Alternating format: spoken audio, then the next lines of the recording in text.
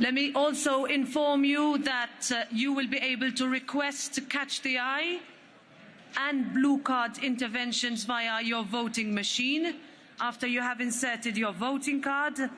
So I would therefore invite you always to bring your voting card to the hemicycle.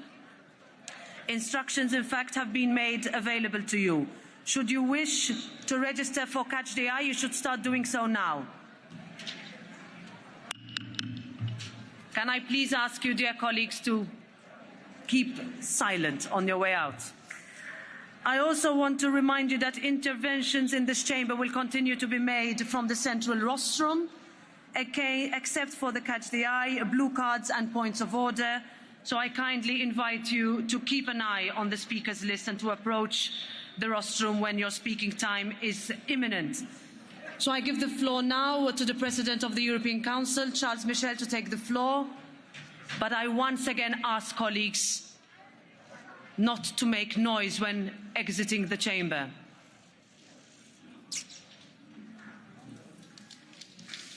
President Michel, you have the floor.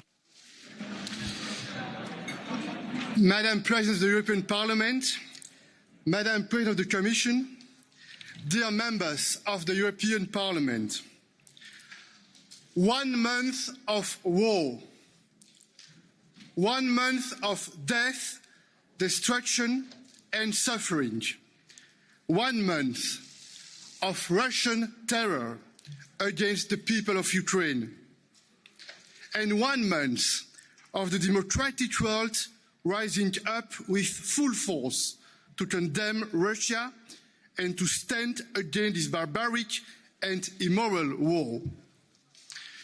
Mariupol, like other cities, Mariupol will forever be engraved in the history of martyr towns. A theatre bombed, an art school bombed, where so many people took refuge, 90% of the city damaged or destroyed, residents held hostage by Russian troops, no food, no water, no electricity, no heating.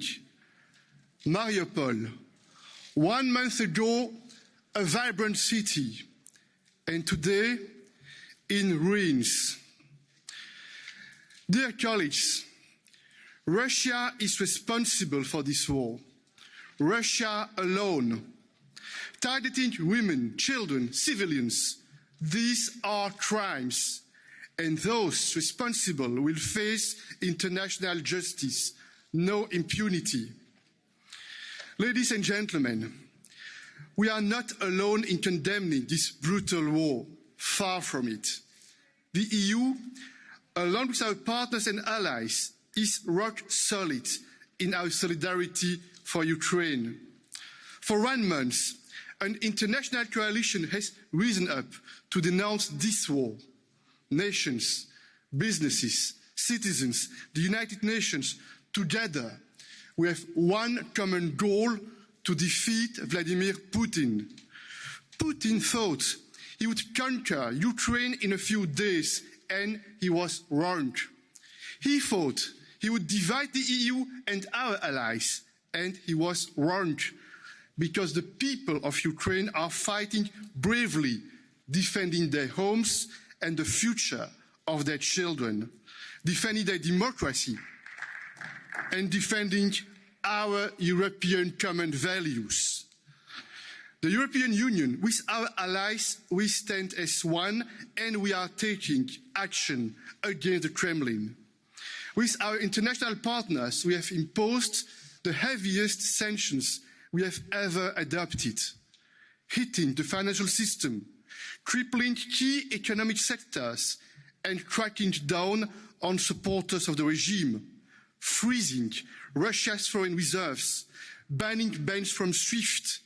The ruble has plummeted, multinationals are fleeing, and sanctions on Russian companies and on decision makers, propagandists, oligarchs, freezing their EU assets, banning their travel in the EU, targeting their yachts, their villas, their private jets. And we are implementing these sanctions and working to close the loopholes that provide an escape for Russia. And we are prepared to do more to starve Putin's war machine. Ladies and gentlemen, as we speak, the Ukrainian people are battling for their freedom and will not abandon them, because this is our political and moral duty. They are fighting not only for themselves, but they are fighting for our common values and principles. In Versailles 2 weeks ago, we decided to increase our humanitarian, political, financial and material support to Ukraine. Over 3 million people have fled to the EU, mostly women and children, and we are welcoming them with dignity and will continue to offer them any assistance they need and show solidarity with the countries on the front line. And will also continue to provide military equipment to Ukraine with €1 billion already mobilized through the European Peace Facility. We also have a very powerful tool in our association agreement with Ukraine, and we must make the most of it. Just last week, we continued our support in the energy sector by connecting Ukraine and Moldova to our European electricity grid. We have also worked intensely on the diplomatic front to try to end this war. President Macron and Chancellor Scholz have also played an important role in our diplomatic efforts, and I speak to President Zelensky nearly every day, and I've spoken with President Putin multiple times, and the goal is clear: this war must end. Our Ukrainian friends are also asking for another kind of help. This is political help. Ukraine is part of our European family, and we agreed to support the European choice of Ukraine and its right to choose its own destiny. We have decided to immediately strengthen our bonds and deepen our partnership, and to support Ukraine in pursuing its European path.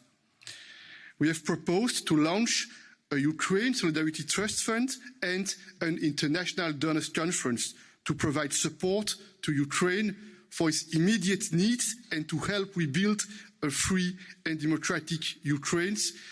Et mesdames et messieurs, nous aurons l'occasion d'aborder. Ladies and gentlemen, we will have the opportunity to talk about this at the G7 summit and the European Council tomorrow. Now, a few points regarding the Versailles agenda, which I think breathes new life into the whole issue of European sovereignty. We all know that the European project is about peace and prosperity. That is the promise it holds. Now, in the European Council, we want to make sure that we turn the European project and prosperity into reality. We have to factor in the climate agenda, the digital agenda, and we know to what extent COVID put a lot of pressure on us, and it revealed our flaws and our shortcomings. But of course, it also showcased solidarity and the ambition that we have for our European agenda. In Versailles, we pinpointed our flaws and our strengths, and we have come up with an agenda and our working method in order to push ahead, and we want to work hand in hand with the Commission and the Parliament. There are 3 points that I would like to focus on.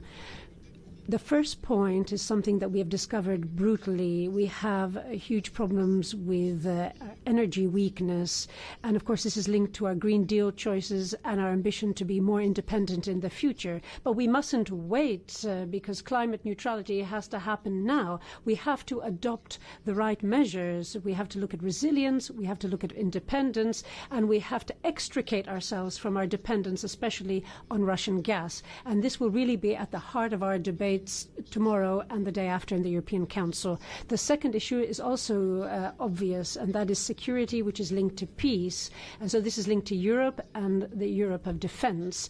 For years now, some voices have been clamoring for European countries to work together in order to boost their European defense capabilities. We've got some initial tools that have been put into place, but now it's obvious that we have to change tack, we have to move up a gear, and I firmly believe that this bold decision taken by the 27 European leaders linked to a peace facility in order to deliver military equipment clearly shows that if we want to, Europe can have a real ability to bring its influence to bear in order to promote peace and our values. And then, ladies and gentlemen, the third point that I would like to raise is linked to the robustness of our economic base. We have to adopt measures that deal a blow to the Russian regime, and we can do that because we have a strong internal market with 450 million consumers. We have many strengths and advantages, but we have to be clear-headed. There are shortcomings, there are weaknesses that we have to deal with immediately, and that's what we're going to be doing, working hand in glove with the Council and the Commission, and I hope also with the European Parliament. Chips, microprocessors, these are technology-related issues that we're going to have to look at and that will have a bearing on innovation. Health as well. We've seen to what extent the whole issue of health has an impact on our collective welfare and prosperity and how it is linked to our economies. So we're going to continue working on this and push ahead. Madam President, you can see this, and ladies and gentlemen, there is no doubt that the last few years haven't been easy for Europe and the world. We have had digital transformation, global crisis, global pandemic that has dealt a huge blow to us, but we have resisted and we've tried to draw lessons, especially those linked to economic recovery and the ability to work together. We all also woke up a month ago to a different Europe, to a different world, because once again, war is unfolding on European soil. We are fully aware of our responsibility. We have to rise to the occasion because we're fully aware of the fact that the decisions that we take today have to be intelligent, have to be strategic, so that we can make sure that we rise to the occasion and rise to the promise of the European Union linked to peace and prosperity. Thank you. Thank you, President Michel. I give the floor now to the President of the European Commission, Ursula von der Leyen.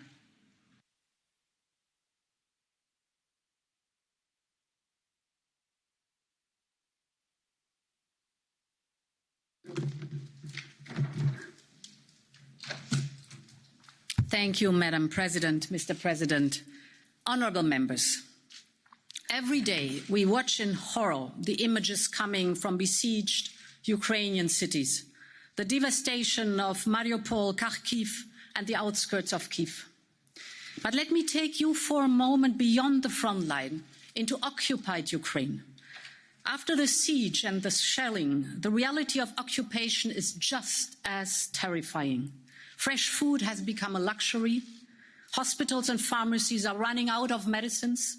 Hundreds of people have been detained by Russian occupation forces. And yet, every day, thousands of Ukrainians keep taking the streets to protest against the invasion. In Kherson, in Berdyansk, in Melitopol, they are waving their blue and yellow flags in the faces of the occupying soldiers. And they haven't stopped, even after Russian soldiers have beaten them and shot some of them down. Honourable members, if freedom has a name, its name is Ukraine, and the Ukrainian flag is the flag of freedom today.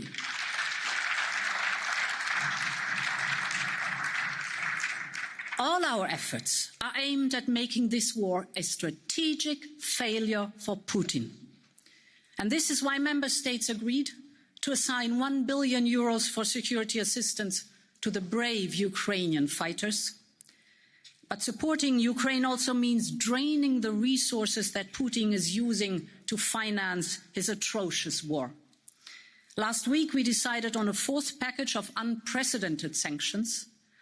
We are denying Russia the status of most favoured nation and severely restricting its access to our markets, because Russia should not benefit from the very same rules-based order that it is so grossly violating.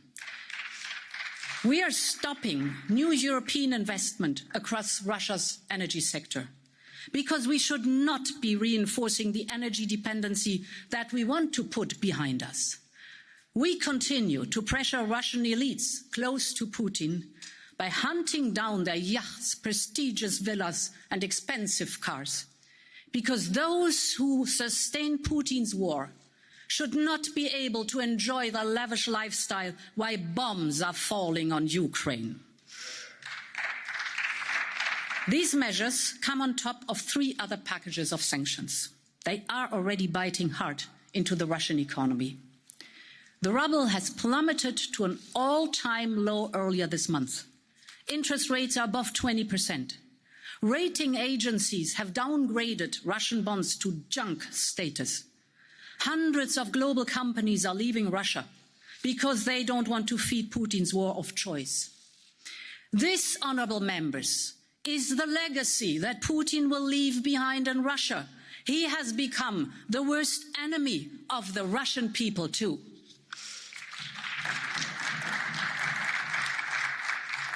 But first and foremost, he is responsible for the human tragedy in Ukraine. Until now, more than 3 million people have left Ukraine, half of them children.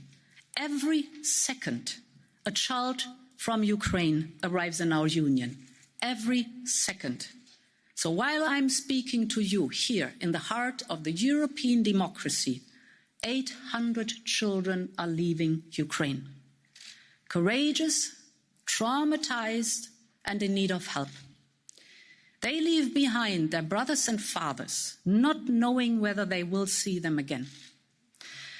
And it is heartening to see the pan-European wave of solidarity for our Ukrainian friends. I applaud the enormous generosity of all Europeans, all member states, and Moldova. At the European level, we will mobilise massive resources to support member states hosting people fleeing the war.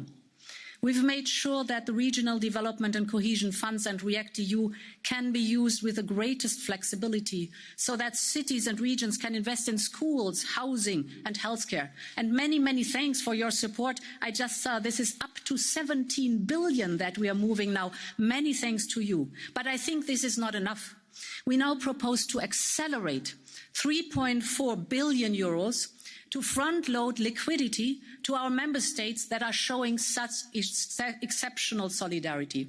So I count on you, honourable members, to greenlight this money quickly. This will send a strong message of our common commitment to supporting the Ukrainian people. And honourable members, we should be clear-eyed about what lies ahead of us.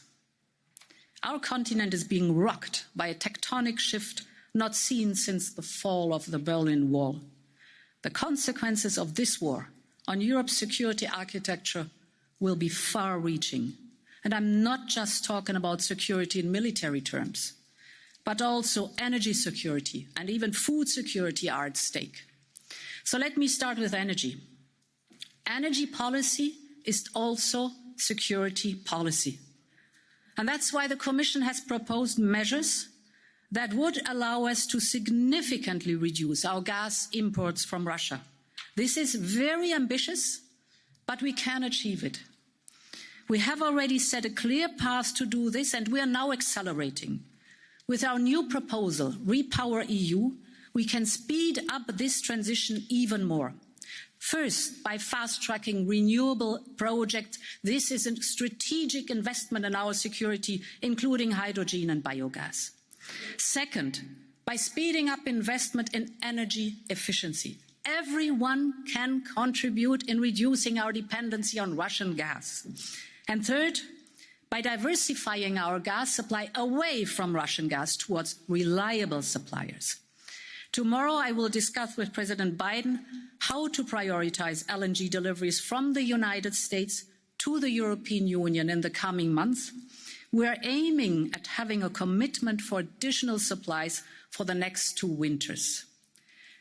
Honourable members, we are stronger when we use the power of our single market and deliver solidarity.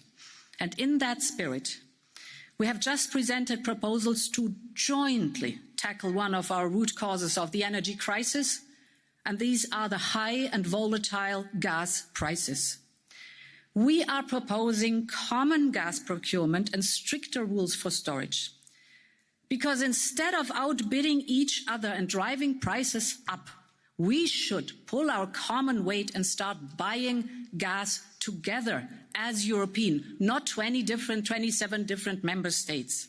And in addition, we should use our gas storage facilities in some member states of our union to secure the gas supplies everywhere in our union. This will not only benefit the member states where those tanks are located, but also their neighbours. Take the Baltics, for example. Lithuania has one of the biggest LNG terminals in the region, while Latvia boasts massive underground storage facilities. So already today, LNG gas arriving in Klaipėda is used to fill storage facilities in Latvia, and of course, customers in neighbouring Estonia benefit as well. This is the way to go. And finally, the effects of the Russian war go beyond energy, of course. They are also disrupting vital food supplies and driving food prices up. The European Union has assigned at least €2.5 billion until 2024 to help regions across the world facing food insecurity. And this morning we decided on a wide range of special measures to help European farmers. We will table a package of €500 million to support those most affected by the crisis. We should not forget that Ukraine alone provides more than half of the World Food Programme's wheat supply. The shelling and the bombing makes it impossible for Ukrainian farmers to sow. On top of that, Putin is blocking hundreds of ships filled with wheat in the Black Sea. So the consequences will be felt from Lebanon, Egypt and Tunisia to Africa and the Far East. And I call on Putin to let those ships go. Otherwise, he will not only be responsible for war and death, but also for famine and hunger. Let these ships go. Honourable members, tonight will mark the first month of the Russian invasion. Since the very first day, Europe has stood united, and let's continue to do so. If there's anything that Putin did not anticipate, then it's our unity, the speed of our action and our determination. He should be in no doubt that we will stay the course. Long live unity and long live Europe. Thank you. Thank you very much, President